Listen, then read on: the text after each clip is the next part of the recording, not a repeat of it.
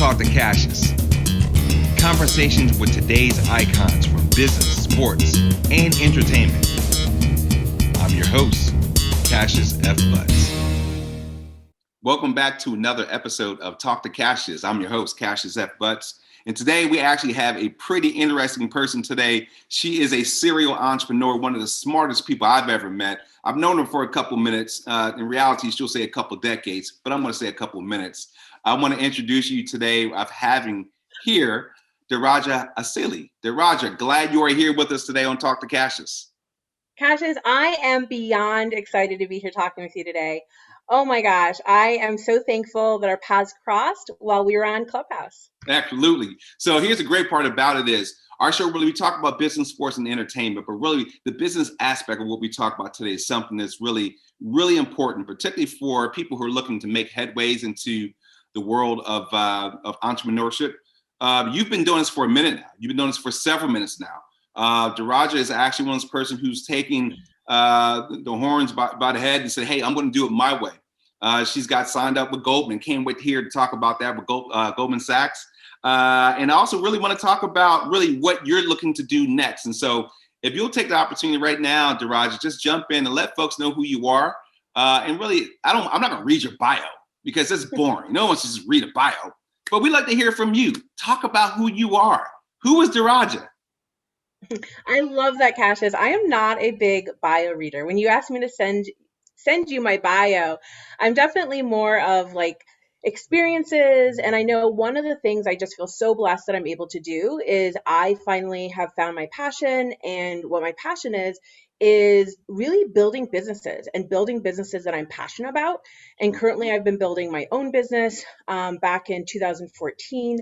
I got into the creative experience space. Really, it was a few years before that. I was actually consulting, right? And consulting for like major clients and making good money. And I was miserable. Miserable, yes. Right? Yes.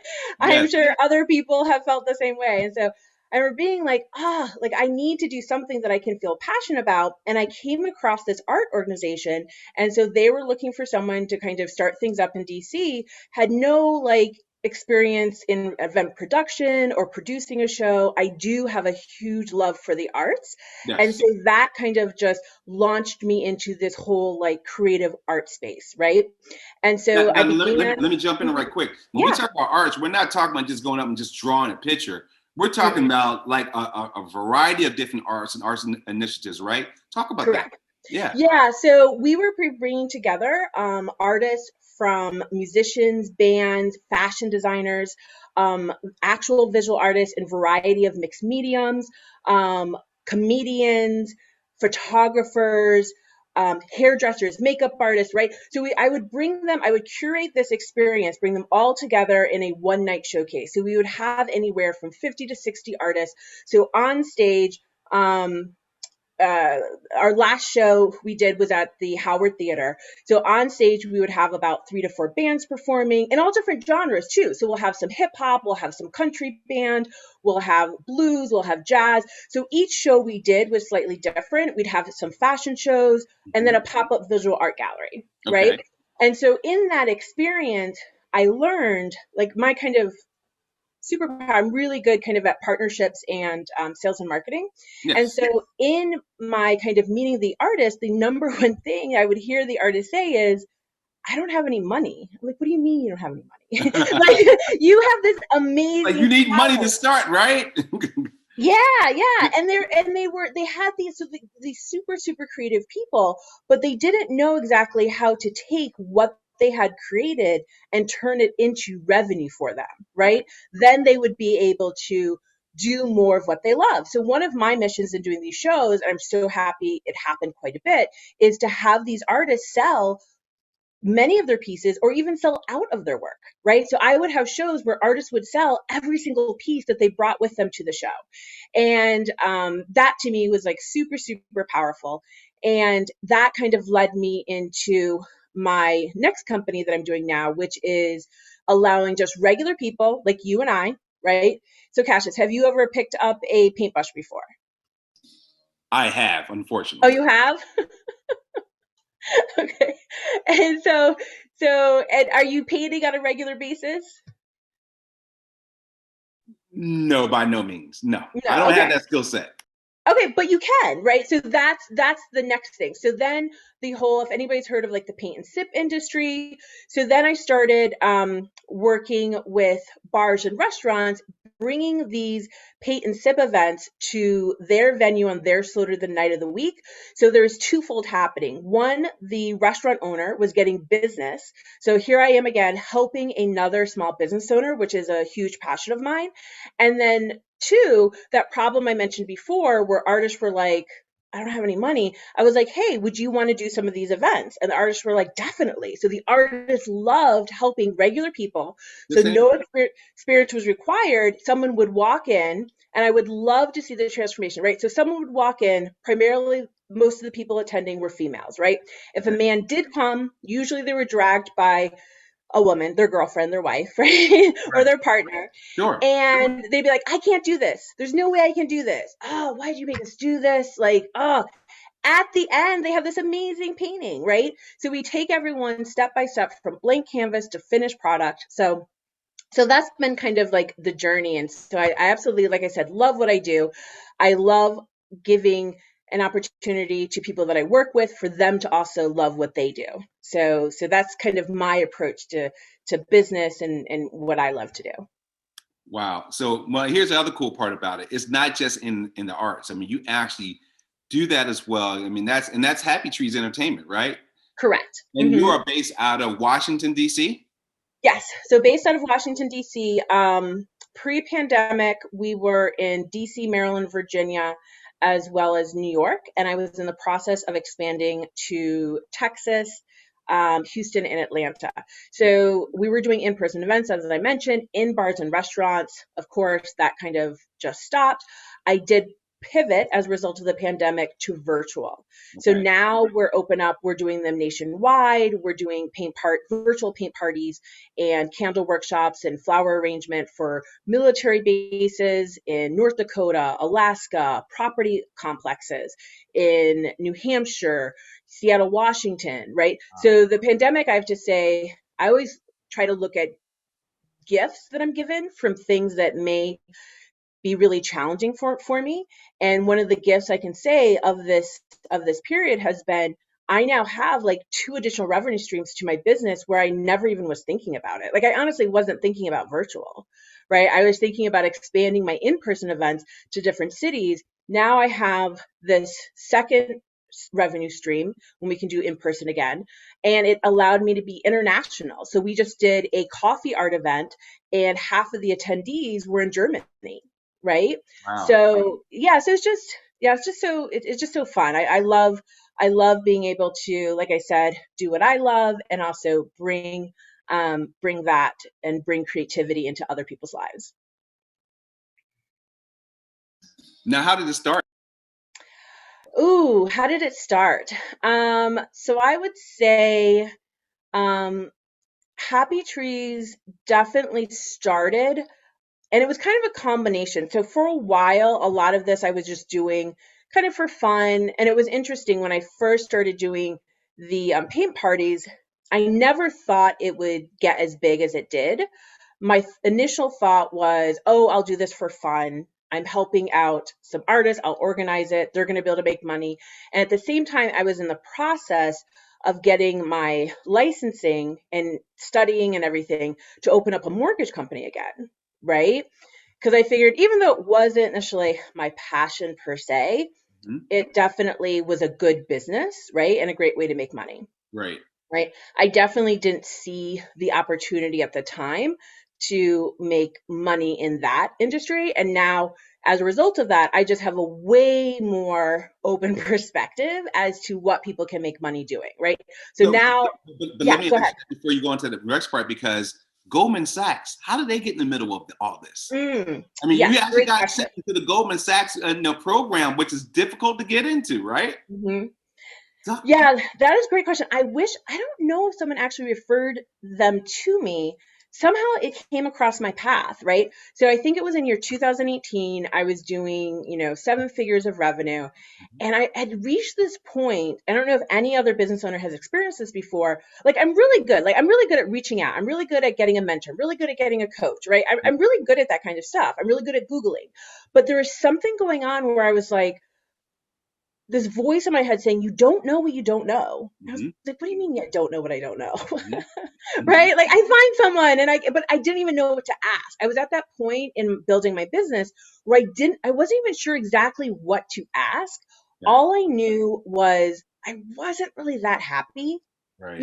I was super stressed all the time. I put all these different processes in place, but something was slightly off, right? Mm-hmm. And then this program came across my path, and for the Goldman Sachs 10KSB program, and there was an application process. They asked about all your financials, and Mm-hmm. I applied, and then I had an in-person interview, right? Yeah. This is at the time I'm living in New York City, so I have an in-person interview, and I got in. And even still, I didn't really quite understand. I never had known anyone to go through this program, right? Right. So still didn't quite know, but each step I took, Mm-hmm. like it was like the universe would say, "Yep, this is what you need," right? That's And I was starting to feel a little bit better. So I and remember getting.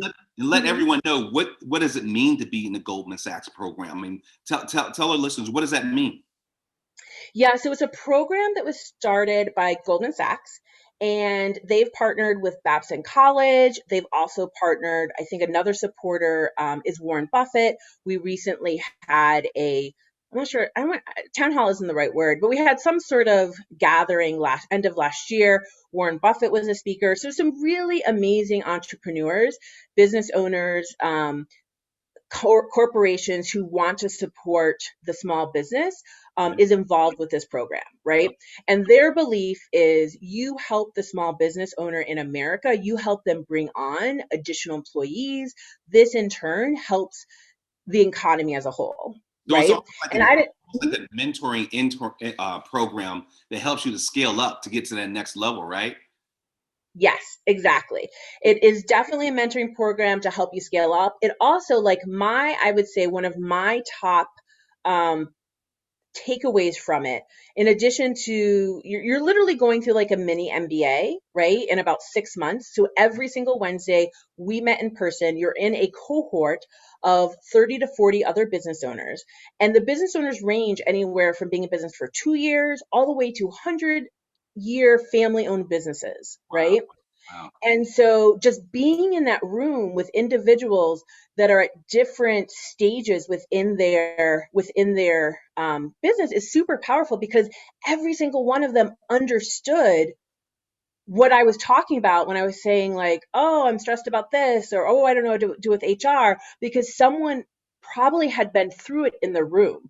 And in that moment, I realized I didn't really have anybody around me necessarily on a regular basis that I could really talk to about all those tough things that were happening with my business. So I can Right? imagine that really coming from a program like that. I mean, you've got a chance to really meet people who've done business all around the world, right? And really, these are new relationships that can help you scale up your business, new joint venture opportunities, I'm sure.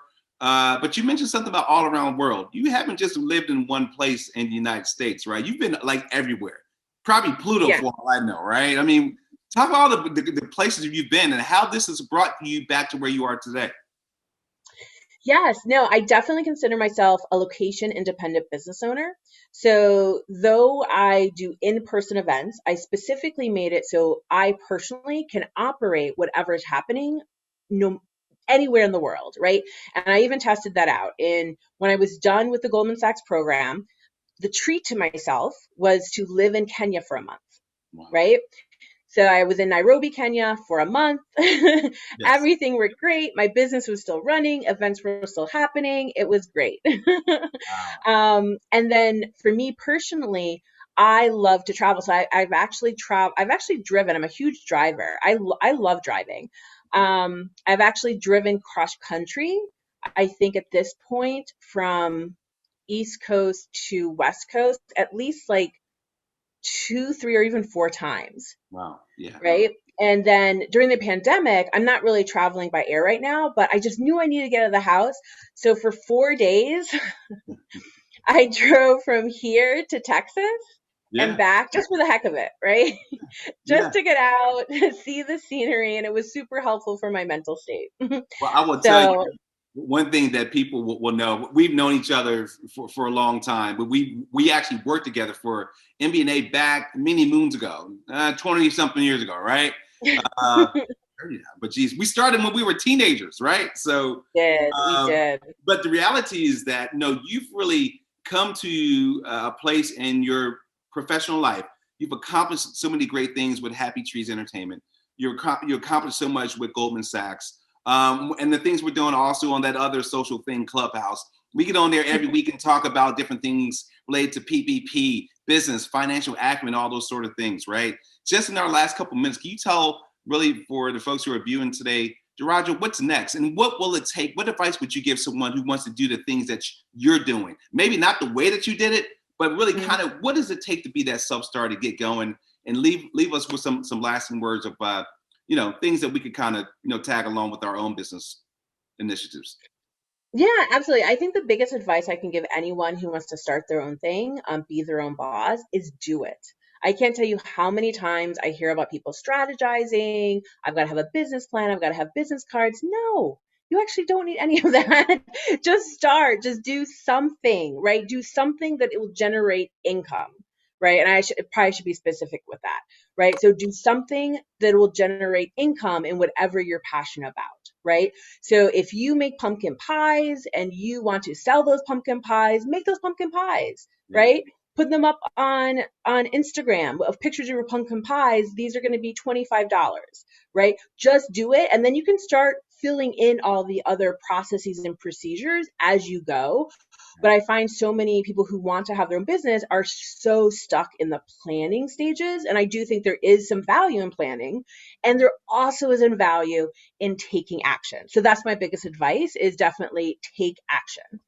So how can people follow you, and how can they get in touch with you with Happy Trees Entertainment, and even maybe some of your consulting opportunities? Yeah, absolutely. So Happy Trees Entertainment, they can go to Happy Trees with an S, entertainment.com. You can find us on Instagram, Twitter, Facebook, and YouTube, all as Happy Trees _ENT. You can also find me on Clubhouse at Daraja Asili. I always love hopping in rooms, having amazing conversations. So yeah, that's pretty much everywhere you can follow me. Well, I will tell you, we are very fortunate to have you here today. We just want everyone to know, Daraja is someone who really has taken life by the horns and said, hey, I'm going to do it my way. And we're glad you actually tuned in with us today. And actually, Daraja says something we often end the show with, Daraja, is follow your passion. And I want to tell everyone out there, continue to follow your passion. You'll be certain never to become lost. And also, when you get a chance, take a look, check out Daraja, see some cool places she's been into. And it may be something you can actually learn from her that can start and grow your business, maybe take it to the next level. Thank you all today for tuning in and joining us with us. We're Talk for Cassius. Look forward to seeing you next week.